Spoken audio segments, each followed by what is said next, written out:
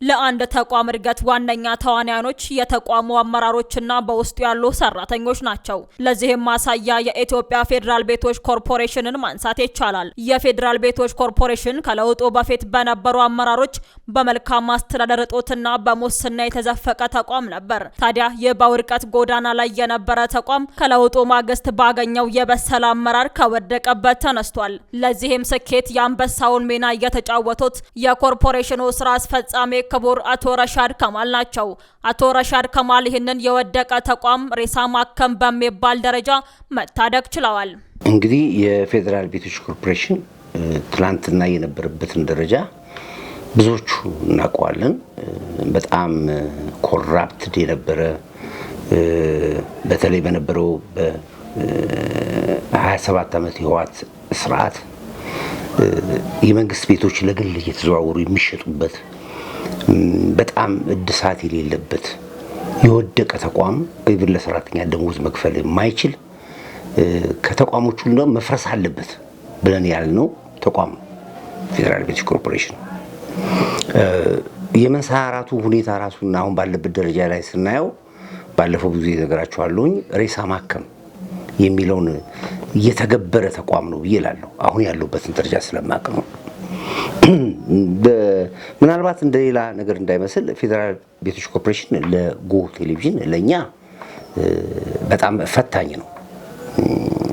ህዝብ የሚያውቀው ነው። እኛ እንደማንኛውም ለማስተናገድ ጥያቄ አቅርበን ትክክለኛ መስተንግዶ ያላገኘንበትና እንደ ተቋም ጎህን የሚያክል ተቋም ይዘን መንደር ውስጥ ተወርውረን ከ3 እና 4 ሚሊዮን ብር በላይ አውጥተን ቀን ከሌሊት 7 ዓመት የታሸገ ቤት የተዘጋ ቤት ዘግተን የገባ ነው። እንደ ውለታ ቆጥረን አይደለም የምናወራው፣ እንደ ተቋም ነው የምናወራው፣ እንደ ግለሰብ እንደ ጎህ አላወራው። ግን ምንድነው እኔን ሳይሆን ስማየው ተቋሙንና አገሪቱ የደረሰችበት ሁኔታ ሳይ በእውነት የቤቶችና ኮርፖሬሽኖችን በጣም የማደንቃቸው ትንታግ የሆነ ከአመራር ጀምሮ ውስጥ ችግር ሊኖር ይችላል። ከአመራር ጀምሮ ግን በሀገር ደረጃ ላይ ትልቅ ለውጥ ያለበት ተቋም ነው። እንደውም ዛሬ በአፍሪካ የመጀመሪያውን 3D ቴክኖሎጂ አምጥተው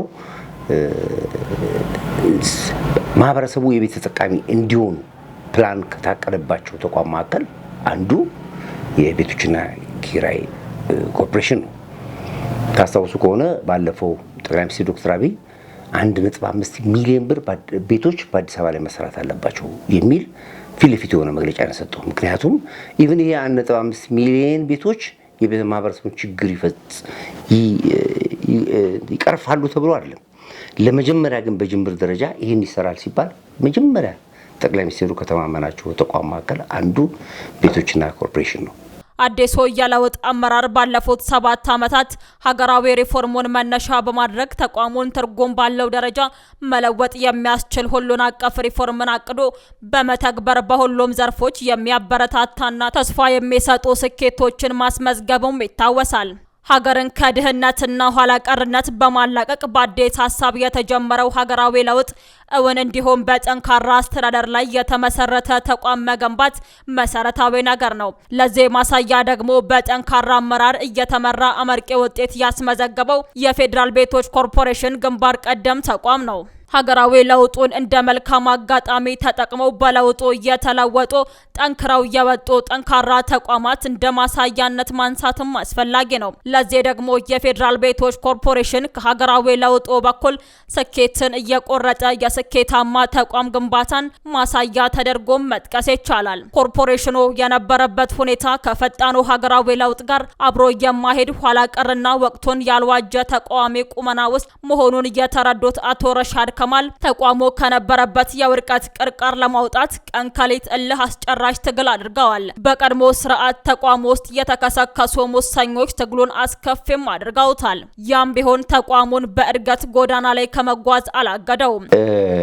ወፉ እንኳን ጎጆ አላት የሚል ትግል ታገል ነበር። ያኔ ድሮ እኔ ቆይቷል እና የሰው ልጅ ቤት ያስፈልገዋል በሚል ትግል ታገል ነበር እና ያ የምታገልበት ትግል መልስ የሚያገኝ ይመስለኛል። አሁን ከማየው አኳያ ሳይ አንደኛ ህዝቡ በአቅሙ ቤት እንዲያገኝ ማድረግ ይህን በተግባር አይቼዋለሁኝ። እንደውም ምናልባት በቅርብ ቀን ውስጥ የዋጋና የምንዝርዝሮቹን እንዲሰጠን ብለን ጠይቀናል።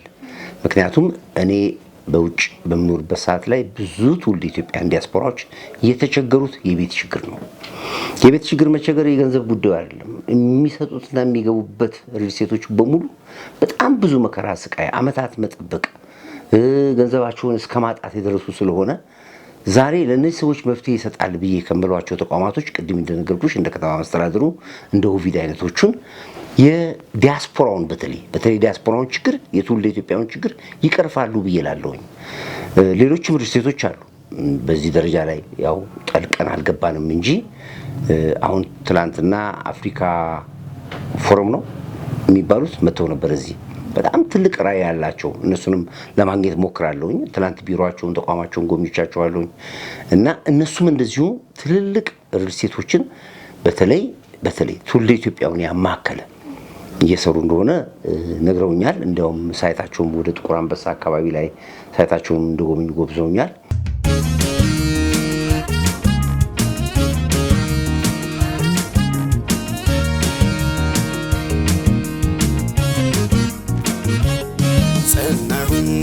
ጸናሁኝ እኔስ ለአገሬ ዋስተበቀ ሆኜ እናይበገሬ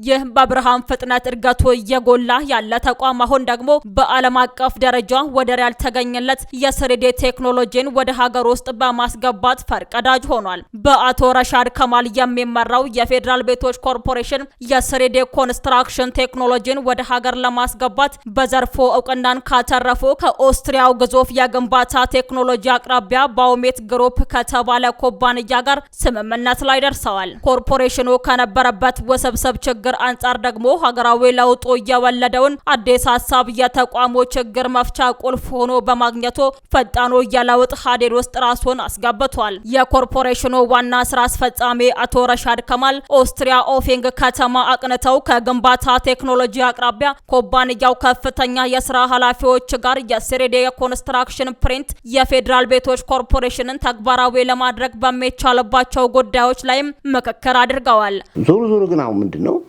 በህዝባችን አቅም ደረጃ በመናገባው የገቢ ደረጃ የማህበረሰቡን የቤት ችግር ይቀርፋል ተብሎ በስሪዲ ዘመናዊ ቴክኖሎጂ በአጭር ጊዜ ውስጥ ህንጻን ሰርቶ በማስረከብ ደረጃ ላይ እንግዲህ የቤቶችና ኪራይ ኮርፖሬሽን በቂ ዝግጅት አድርገዋል። ዝግጅታቸውን አይተነዋል። ማሽኖቹም በጣም ከስዊድን እንደገቡ ሰምተናል። ስራውንም እና ሳይቶቻቸውንም የተወሰኑትን ለመጎብኘት ሞክረናል። የሚመለከታቸውንም አስተዳደሮች በተወሰነ መልኩ አነጋግረናል። ወደፊት በስፋት እንመጣበታለን። ለጊዜው ግን እንዲሁ በማየው ደረጃ ላይ ትልቅ ራዕይ፣ ትልቅ የሀገር የቤት ችግር የሚቀርፉባቸው ነገሮች ይኖራሉ ብዬ ገምታለሁኝ። አቶ ረሻድ ከማል ኮርፖሬሽኑን ለጀመረው ዘመናዊ የግንባታ ቴክኖሎጂ ማስፋትና ማላመድ ስትራቴጂን ተግባራ ተጨማሪ ተሞክሮን ለመቀመር በጀርመን ሙኒክ ከተማ በተሰናዳው የኮንስትራክሽን ማሽንና ቴክኖሎጂ ዓለም አቀፍ ኤግዚቢሽን ላይም ተሳትፈዋል። ኮርፖሬሽኑ ከዚህ በፊት የአልሙኒየም ፎረምወርክ የግንባታ ቴክኖሎጂን ከኦቬር ጋር በመሆን ከኮሪያ በማስመጣት በስፋት ጥቅም ላይ እያዋለ ሲሆን የፕሬካስት የግንባታ ቴክኖሎጂን ከዋንኮ ኢታሊ ኩባንያ ጋር በመሆን ተግባራዊ አድርገዋል። የፌዴራል ቤቶች ኮርፖሬሽን ስራ አስፈጻሚ አቶ ረሻድ ከማል የስሪዲ ኮንስትራክሽን ፕሪንት የግንባታ ቴክኖሎጂን ለሀገራችን የኮንስትራክሽን ኢንዱስትሪ ያስተዋወቀው ሶስተኛው ዘመናዊ የግንባታ ቴክኖሎጂ በአጭር ጊዜ ውስጥ ቤቶችን በመገንባት የህዝብን ችግር ለመፍታት ቀን ከሌት ደፋ ቀና እያሉ ይገኛሉ። ይህ ምስል እንደ ከተማ መስተዳድሩ የሚሰሩትን መቼስ ያያችሁት ነው ያሉት። በጣም እጅግ የተለያዩ የኮንዶሚኒየም ቤቶች፣ የሪል ስቴት ቤቶች ብዙ ይሰራሉ እና ሪል ስቴት ቤቶች መስራት ቀላል በጣም ከባድ ነው ኮመንትመንቱ። አሁን ትንሽም ወጣ ብላ ያለው ኦቪድ ሪል ስቴት ነው ከነሱ ጋር የሚወዳደረው።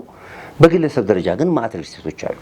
እኛ እንደ ጎህ ማአት ሪል ስቴቶች ይመጣሉ። እዚህ ሪል ስቴታችን አስተዋውቁልን፣ እንዲያርጉልን ማንንም ኢንቮልቭ አድርገን መስራት አንፈልግም። ገንዘቡን ሳይሆን የጠላ ነው ስራውንና መተማመኑ ስለሌለን ነው። ግን አሁን እንደ ፌዴራል ቤቶች ኮርፖሬሽን ስራዎች ሄዳችሁ እኔ ቦታው ላይ ተገኝቻለሁኝ። ሳር ቤት የሚሰሩ ቤቶች አሉ፣ ሶማሌ ተራ የሚሰሩ ቤቶች አሉ፣ ፒያሳ የሚሰሩ ቤቶች አሉ። ወደ ቶታል በተለያየ ቦታ ላይ የሚሰሩትን ቤቶች ብታዩ በጣም የሚገርም ነው። ኦፍ ኮርስ ወደ እስካሁን ድረስ ያደርግ የነበረው ምንድን ነበረ? ቤቶችን ሰርቶ በማከራየት ነበር። አሁን ግን ተቋሙ ባለው እንቅስቃሴ ወይም ደግሞ ባለኝ መረጃ በቅርብም እንደገና ዓመታዊ በዓላቸውን ያከብራሉ መሰለኝ። ባለኝ መረጃ ራሱ ልክ እንደ ማንኛውም ሪል ስቴት በተመጣጣኝ ዋጋ ጥራቱን የጠበቀ ደረጃውን የጠበቀ ቤቶችን በመስጠት ለማህበረሰቡ ተጠቃሚ እንዲሆን ትልቅ ስራ እየሰሩ እንዳለ መረጃው አለኝ።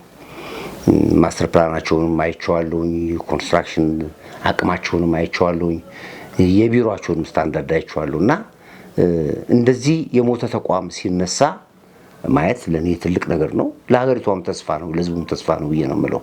የፌዴራል ቤቶች ኮርፖሬሽን የቀድሞ ኬቢአድ ረጅም እድሜን ያስቆጠረና በመንግስት ቤቶች አስተዳደር በተለይም በደርግ ጊዜ ቤት ልማት ላይ በመሳተፍና የተለያዩ ስራዎችን በመስራት አገልግሎት ሲሰጥ ቢቆይም የእድሜውን ያህል ያላደገና ሀብት ያላፈራ ከመሆኑም በላይ በተለያዩ የተወሳሰቡ ውስብስብ ችግሮች ተተብትቦ የተቋሙ ህልውና ከፍተኛ ስጋት ላይ ወድቆ እንደነበርም ይታወሳል። ተቋሙ በዚህ አስቸጋሪ ነባራዊ ሁኔታ ውስጥ እያለ መንግስት በየጊዜው እየጨመረ የመጣውን የቤት እጥረት ለማቃለል አጋዥ ይሆን ዘንድ ለተቋሙ ልዩ ትኩረት በመስጠት በአዲስ መልክ እንዲደራጅ በማድረግ ለ28 ዓመታት ቆሞ የነበረው የቤት ግንባታ ዳግም እንዲጀመር አዲስ ተልዕኮም ተሰጥቶታል። ከቤት አስተዳደር በተጨማሪ የቤት ልማት ላይ እንዲሰማራና ተልዕኮውን በብቃት እንዲወጣ መንግስት አዳዲስ አመራሮችን በመመደብ ወደ ስራ እንዲገባም አድርገውታል።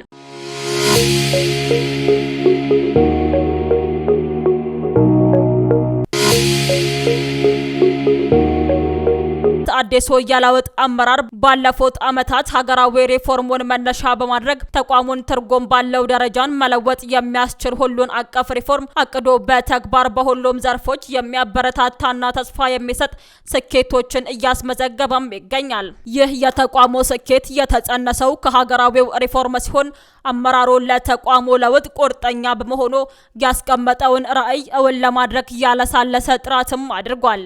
ለዚህም ሪፎርሙ መሰረት ያደረገው ጠንካራ ተቋም የመገንባት ራዕይ በአጠቃላይ የተቋሙን ችግር ሊፈቱ የሚችሉ የአቅም ግንባታ ስራዎችን በስርዓትና ተቋሚ የሀሳብና የተግባር አንድነትን መፍጠር፣ የተሳለጠ የሀብት አስተዳደር ስርዓትን መዘርጋት፣ ተቋሙን ወደ ኋላ ሲጎትቶ የኖሩ ውዝፍ ስራዎችን በማጠናቀቅና ሌላ ውዝፍ እንዳይፈጠር ማድረግ፣ እንደ ተቋም ይሁን እንደ ሀገር የሚንጸባረቀውን የቤት እጥረት መፍታት የሚያስችል የቤት ግንባታን በስፋት ማከናወን ለአብነት የሚጠቀሱም ናቸው። እነዚህን መሰረታዊ ነጥቦችን ለይቶ ሪፎርሙን ለመተግበር የተነሳው አመራር ስራውን መልክ ለማስያዝ እንዲረዳው የዝግጅትና የትግበራ ምዕራፎችን ለይቶ ለመንቀሳቀስም ጥረት አድርጓል።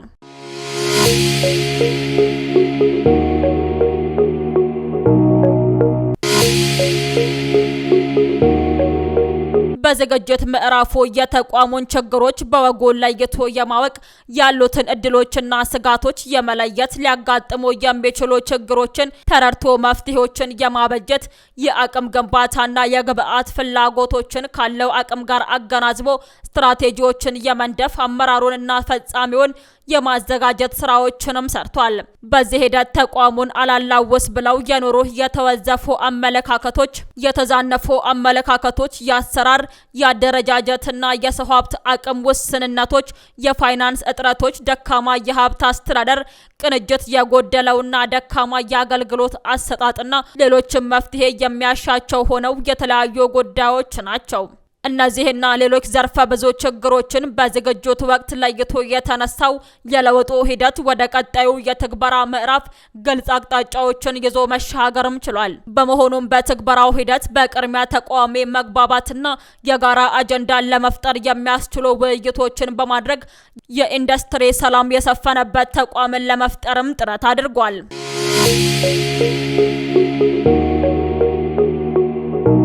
የአገልግሎት አሰጣጡን ለማሻሻል የአቅም ግንባታ ስትራቴጂን በማዘጋጀትና ስልጠናዎችን በመስጠት የተቋሙን ተልዕኮ መሸከም የሚችል የሰው ኃይል መፍጠርም ተችሏል። በመቀጠል ለዓመታት የቆዩ የቤት አስተዳደር ችግሮችን መፍታት ላይ ትኩረት ተሰጥቶ በመንቀሳቀስ የሚያስተዳድሯቸውን ቤቶች ቆጠራን በማካሄድ በአይነት በሚገኙበት አድራሻ በተጠቃሚ አይነት የቤቶቹን ደረጃና ተያያዥ መረጃዎችን ለይቶ በዘመናዊ መንገድ የማደራጀት የኮርፖሬሽኑን የሀብት መጠን ለማወቅ በገለልተኛ አካል የማስጠናት ለቤቶቹና ይዞታዎች የባለቤትነት ማረጋገጫ ካርታን የማውጣት ሰፊ ስራዎችም ተሰርተዋል። ከዚህ በተጨማሪ የኮርፖሬሽኑን መብትና ጥቅም በህግ የማስከበር ቤቶችና ህንፃዎችን የማደስ የስራ አካባቢን ምቹ ለማድረግ የዋና መስሪያ ቤትና ቅርንጫፍ ጽሕፈት ቤቶችን ቢሮን የማደስና የማስዋብ አገልግሎት አሰጣጡን ለማዘመን ዘመናዊ የመረጃ ስርዓት የመዘርጋት ወዘተ ስራዎች ተከናውነዋል። ሌላው የሪፎርሙ ዋና ማጠንጠኛ ተደርጎ የተወሰደው በአዲስ መልክ የተሰጠውን የቤት ልማት ተልዕኮም ማሳካት ነበር። በመሆኑም ኮርፖሬሽኑ የቤት እጥረት ችግርን ለመፍታትና የሀገራችንን ቀጣይ የብልጽግና ዘመን ታሳቢ የሚያደርግ ደረጃውን የጠበቀ የቤት ልማትን ማሳካት የህልውና ጉዳይ መሆኑን በመገንዘብ ጠንካራ የክትትልና የድጋፍ ስርዓትን በመዘርጋት እንዲሁም የተሻለ ልምድ ያለውን የፕሮጀክት አማካሪ ድርጅትን በመቅጠር አስፈላጊ ቢሮክራሲን በማስወገድ ከኮንትራክተሮችና ከአማካሪዎች ጋር መደበኛ የሶስትዮሽ የጋራ መድረክን በመፍጠር እና ግንባታዎችን በምዕራፍ በመከፋፈል በሳይቶች ላይ ሰፊ የቤት ልማት ስራዎችም ተተግብረዋል። ግንባታቸው ከተጀመሩ ፕሮጀክቶች ጋር ተያይዞም ቤቶቹ ተገንብተው ለአገልግሎት ከመዋል ባለፈም በግንባታው ሂደት ውስጥ ብዙ ሌሎች ተጨማሪ ጥቅሞችን ማለትም ከፍተኛ ገንዘብ ወደ ገበያው በማስገባት ኢኮኖሚውን የማነቃቃት ከ10 ሺህ በላይ ለሚሆኑ ስራ አጥ ዜጎች የስራ ዕድል የመፍጠርና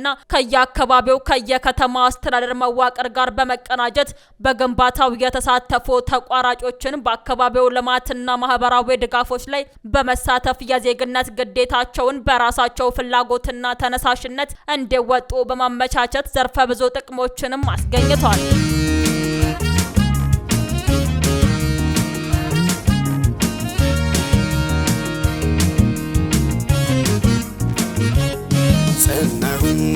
ጸናሁኝ እኔስ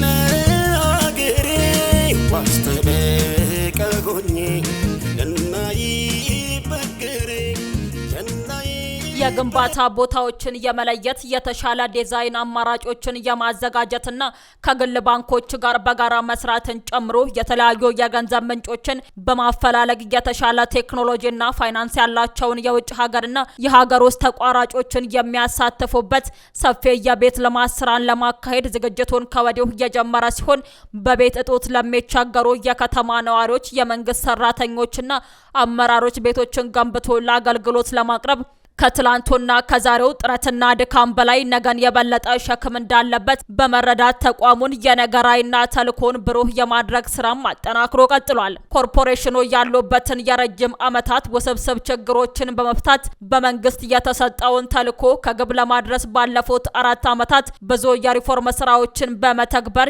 የሚጨበጥና ተስፋ የሚሰጡ ጅምር ስኬቶችን ለማስመዝገብ በተንቀሳቀሰባቸው በእነዚህ ዓመታት ያጋጠሙትን ብዙ ውጣውረዶችና ተስፋ የሚያስቆርጡ መሰናክሎችን ለኮርፖሬሽኑ መለወጥ መልካም አስተሳሰብ ካላቸው አካላት ጠንካራ ድጋፎች ስለተደረጋላቸው በመሆኑም ሁሉም የኮርፖሬሽኑ አመራር አቶ ረሻድ ከማልና ሰራተኞቻቸው ምስጋና ይገባቸዋል።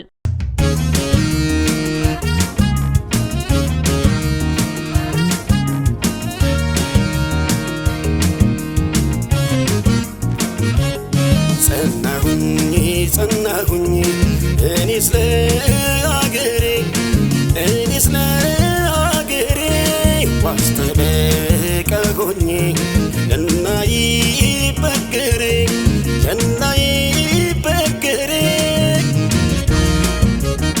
ሙሾ እንዲያከትም ቅኝቱ እንዲቀየር ተንሥኡ ለሰላም ብለን እንዘምር ሐዘኗ እንዲያበቃን ቅኝቱ እንዲቀየር ተንሥኡ ለሰላም ብለን እንዘምር